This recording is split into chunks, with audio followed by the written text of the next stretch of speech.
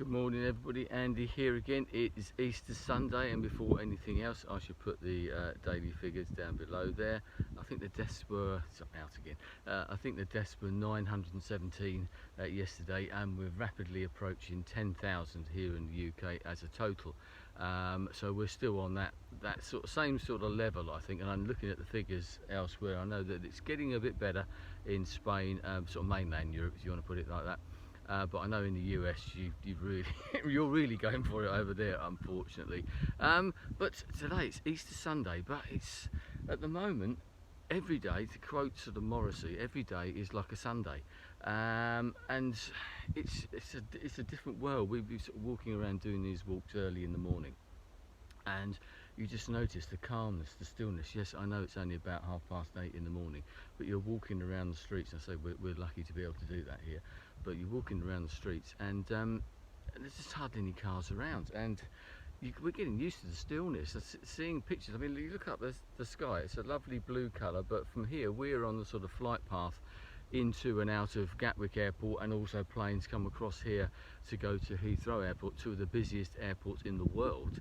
But the skies are clear. It's absolutely beautiful. Normally you'd see the old vapour trails here, and you realise that they're not here, and a lot of what we see as sort of clouds or obscuring the blue of the sky, should we put it that way, is actually made up of the vapour trails, ultimately from some of those aeroplanes, and you're seeing a different world. I saw some pictures yesterday actually that were from different cities across the world, of the difference between now and even a couple of months ago before they had their lockdown. I mean, New Delhi was the most stark one. I know that's probably a very extreme example, because they had some real smog issues, more than usual, quite recently, but it was unbelievable the difference. There was crystal clear skies, which you just do not get, and we're getting that here. We're getting it everywhere. I saw a couple of photos of Ian Rankin, whose book I was reading. I've just finished it actually, very good, and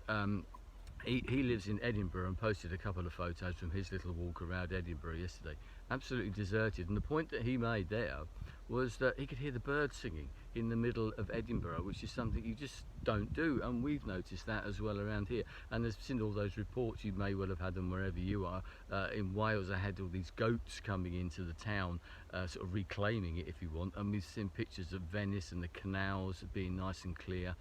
And it does make you realise just what we do, the impact that we have on the world generally, and on nature. But hopefully people are actually sort of reconnecting with nature, because they're seeing it more, and even like us, people are going out for their walks. You know, that sort of made light of it yesterday, but it is getting people out of their houses. We are allowed to do that, and we are very lucky that we're still allowed to do that here. But it is good to see people taking advantage of it, and hopefully people are actually getting something out of that, and they're noticing, they're getting back to nature, if you want to put it that way. And even in their own homes, they're probably seeing and hearing things that they haven't seen for years, as the night sky maybe is a lot clearer than what it usually is. You're reconnecting in that way.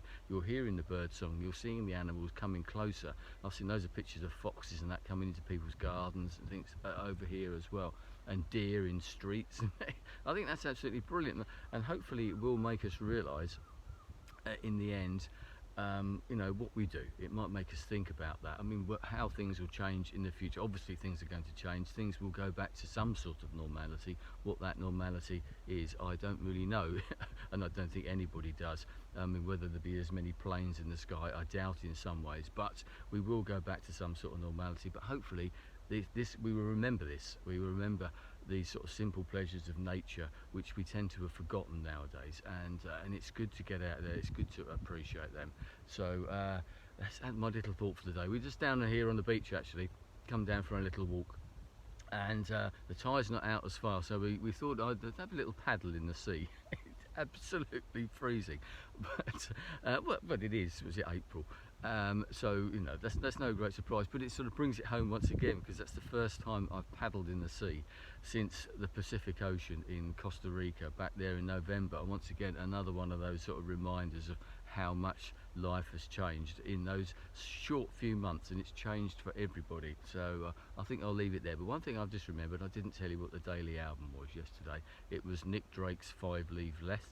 That's not easy to say first thing in the morning. 5 Leaves Left. left even.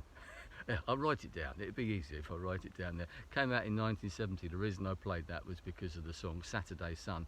And strangely, we were sitting having a nice glass of wine in the lounge listening to that particular album. And then I put on another album from 1970, Joni Mitchell's Ladies of the Canyon.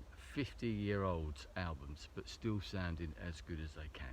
You know, as they ever did, I think, and maybe that tells you about some people. They're just as good when they're 50, 60, 70 as what they were when they were created, should we say. Anyway, I shall leave it there. Stay strong, stay at home, stay safe, and hopefully I shall speak to you tomorrow. Goodbye.